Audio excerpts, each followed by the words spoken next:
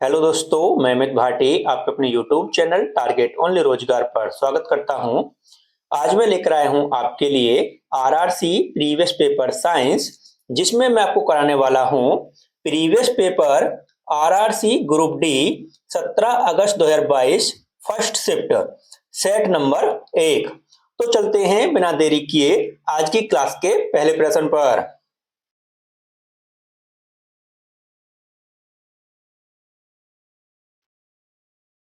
Gypsum को गर्म करके एक रासायनिक यौगिक X तैयार किया जाता है। यह एक सफेद चूर्ण है और इसका उपयोग अग्निरोधी पदार्थ के रूप में होता है। यौगिक X क्या है? तो आपका सही उत्तर है option C, plaster of Paris. आपका अगला प्रश्न,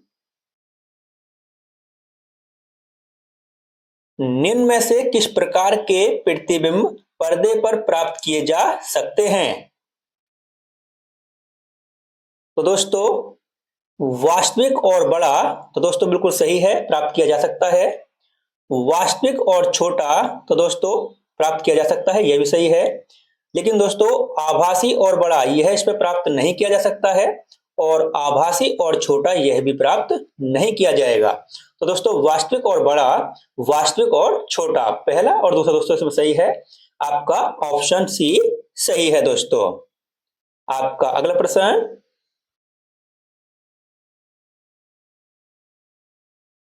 निम्नलिखित में से किस यौगिक का उपयोग श्वेत श्याम फोटोग्राफी में किया जाता है?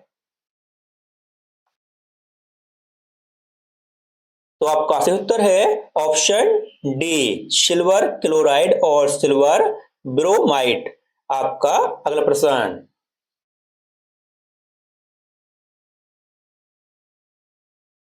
एक धारावाही परिनालिका के लिए इनमें से कौन से कथन सही हैं?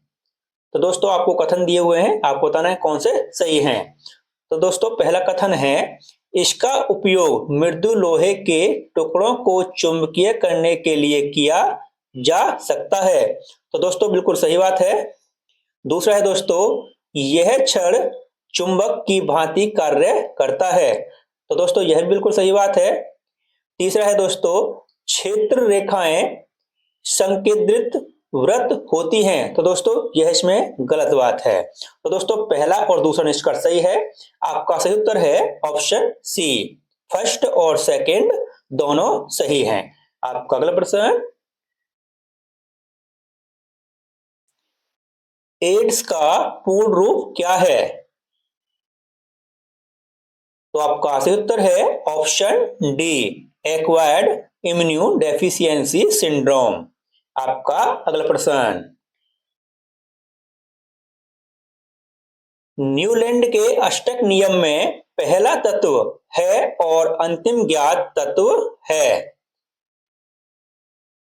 तो आपका सही उत्तर है ऑप्शन ए, न्यूलैंड के अष्टक नियम में पहला तत्व हाइड्रोजन है और अंतिम ज्ञात तत्व थोरियम है। आपका अगला प्रश्न, निम्नलिखित में से कौन सा जीव समूह पर्यावरण को स्वच्छ रखने में सहायक होता है? तो आपका सही उत्तर है ऑप्शन डी, जीवाणु और कवक। आपका अगला प्रश्न, गोलीय दर्पण के मुख्य अक्ष के बारे में इनमें से कौन से कथन सत्य हैं? तो दोस्तों आपके कथन है, यह दर्पण पर अभिलंब होता है। तो दोस्तों बिल्कुल सही बात है। आपतन बिंदु हमेशा मुख्य अक्ष पर स्थित होता है। तो दोस्तों यह गलत बात है। इसमें मुख्य फोकस हमेशा मुख्य अक्ष पर स्थित होता है। तो दोस्तों यह भी बिल्कुल सही बात है। तो दोस्तों आपका पहला और तीसरा सही है दोस्तों कथन। तो आपका सही उत्तर है ऑप्शन डी, पहला और तीसरा दोनों सही हैं। आपका अगला प्रश्न, कशेरुकियों की यकृत कोशिकाओं में SER द्वारा कौन सा महत्वपूर्ण कार्य किया जाता है? तो दोस्तों हम इसका ऑप्शन देखते हैं।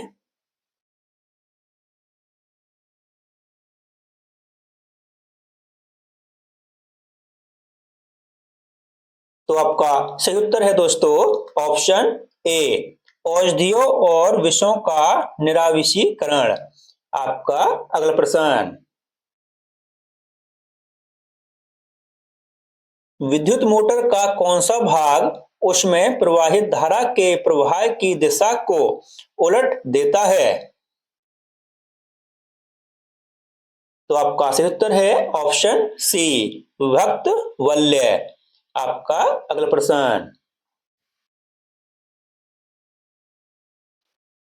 बल्ब के फिलामेंट से प्राप्त करने के लिए अत्यंत पतला और लंबा बनाया जाता है। तो आपका सही उत्तर है ऑप्शन ए, बल्ब के फिलामेंट से उच्च प्रतिरोध प्राप्त करने के लिए अत्यंत पतला और लंबा बनाया जाता है। आपका अगला प्रश्न,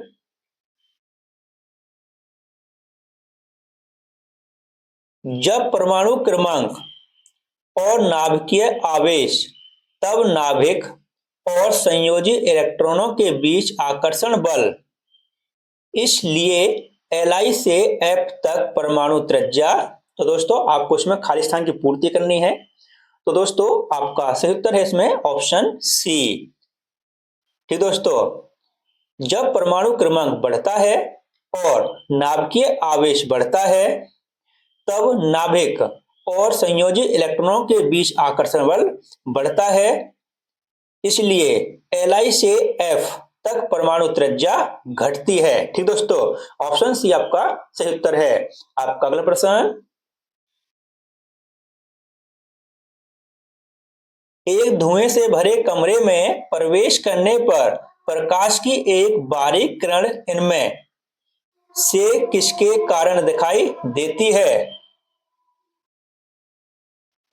तो आपका सही उत्तर है ऑप्शन ए, प्रकाश के प्रकीर्णन के कारण। आपका अगला प्रश्न,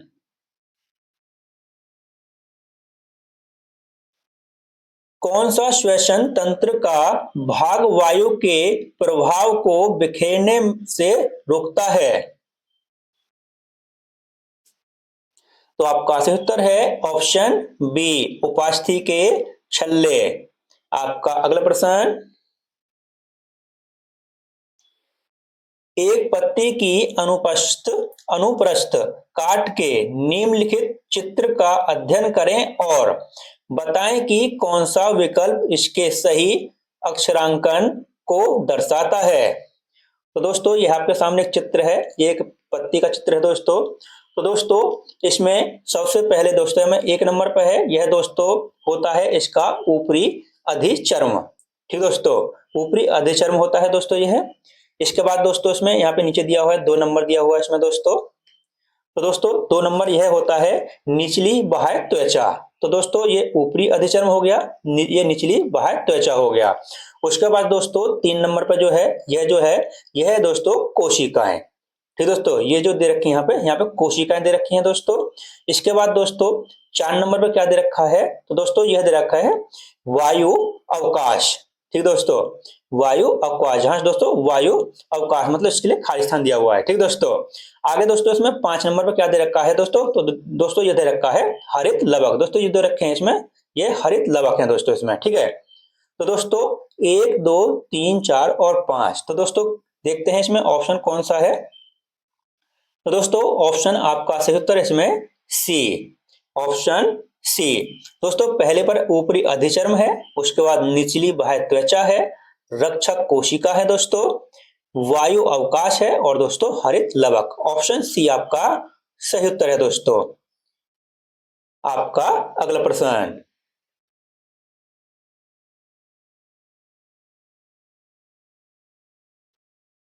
श्वसन की इनमें से किस अभिक्रिया में ऑक्सीजन की आवश्यकता होती है?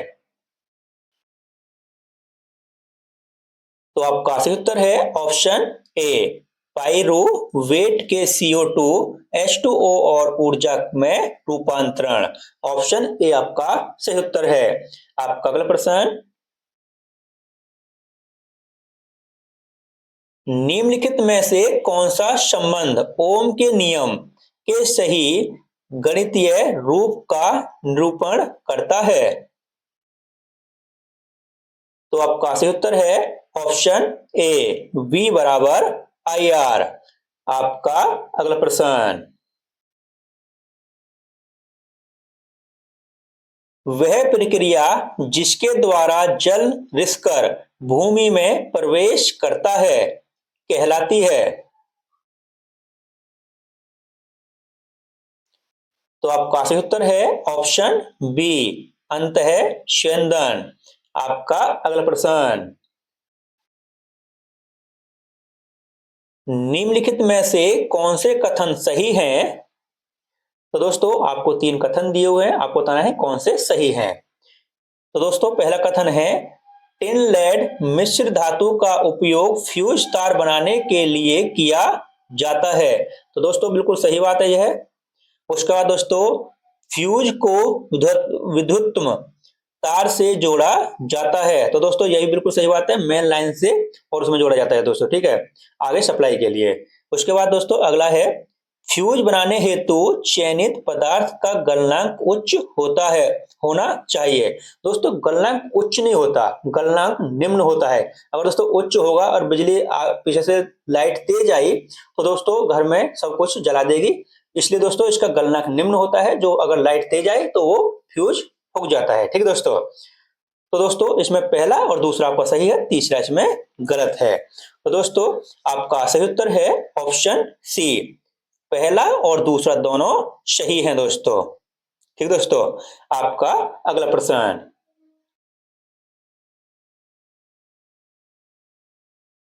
क्लोर एल्कली प्रक्रिया में 3 उत्पाद और उत्पन्न होते हैं।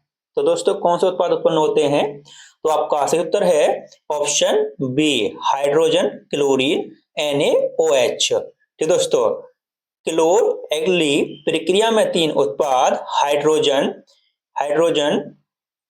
क्लोरीन और NaOH उत्पन्न होते हैं। ऑप्शन बी आपका सही उत्तर है। आपका अगला प्रश्न, 2 क्रमागत समजातीय श्रेणी के सदस्यों के बीच आणविक द्रव्यमान में अंतर कितना होता है? तो आपका सही उत्तर है ऑप्शन बी, 14। आपका अगला प्रश्न,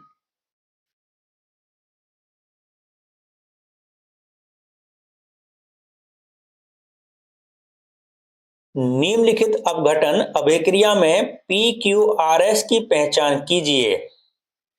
तो दोस्तों इसमें P है FeSO4, Q है दोस्तों Fe2O3 और दोस्तों R है SO2 और दोस्तों S है SO3। तो दोस्तों यह किस अनुपात में होते हैं? यह होते हैं दोस्तों 2:1:1:1। ऑप्शन ए आपका सही उत्तर है दोस्तों। आपका अगला प्रश्न,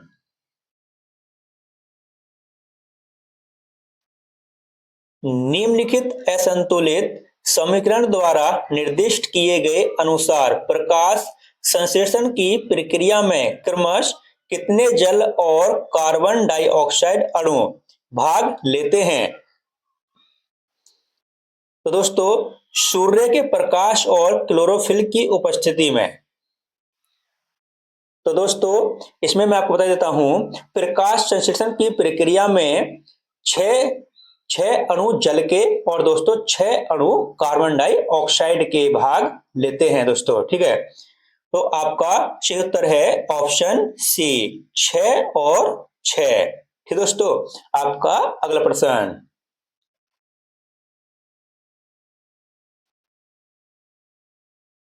यदि एक आपतित प्रकाश किरण किसी अवतल दर्पण के वक्रतक केंद्र से गुजरती है तो आपतित किरण और परावर्तित किरण के बीच बनने वाला कोण के बराबर होगा।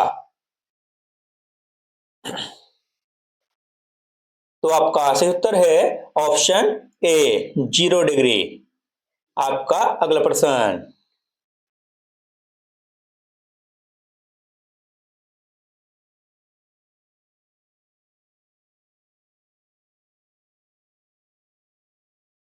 नीचे दी गई तालिका गर्भ निरोधन की 4 विधियों और उनके कार्य करने के तरीके को दर्शाती है। कौन सा विकल्प इनके सम्मेलन को दर्शाता है? तो दोस्तों आपको इसको सम्मिलित करना है। तो दोस्तों कॉपर टी, तो दोस्तों किसमें काम करती है कॉपर टी? तो दोस्तों यह काम करती है निषेचन रुक जाएगा। तो दोस्तों कॉपर टी करेगी डी में, निषेचन रुक जाएगा। तो यहाँ पे आएगा दोस्तों डी। उसके बाद दोस्तों मुखी गोलियां, तो दोस्तों यह किसमें काम करती हैं? तो दोस्तों यह करती हैं रोपण रुक जाएगा। तो दोस्तों यहाँ पर आएगा सी। उसके बाद दोस्तों कंडोम, तो दोस्तों यह किसमें काम करता है? यह करता है दोस्तों शुक्राणु गर्भाशय ग्रीवा तक नहीं पहुंचते हैं। तो दोस्तों यहाँ पर आएगा बी। उसके बाद दोस्तों नलिका उच्चेषण, तो दोस्तों यह किस में काम करता है? यह करता है दोस्तों अंडाणु गर्भाशय तक नहीं पहुंचेगा। तो दोस्तों यहाँ पर आएगा ए। तो दोस्तों D C B A option देखते हैं दोस्तों किस ऑप्शन में है, वह आपका सही उत्तर होगा। तो दोस्तों ऑप्शन डी आपका सही उत्तर है, डी सी बी ए। ठीक दोस्तों, और दोस्तों इसी के साथ हमारी क्लास समाप्त होती है। अगर आपको हमारी क्लास अच्छी लगी हो तो हमारी वीडियो को लाइक और सब्सक्राइब करना न भूलें। धन्यवाद।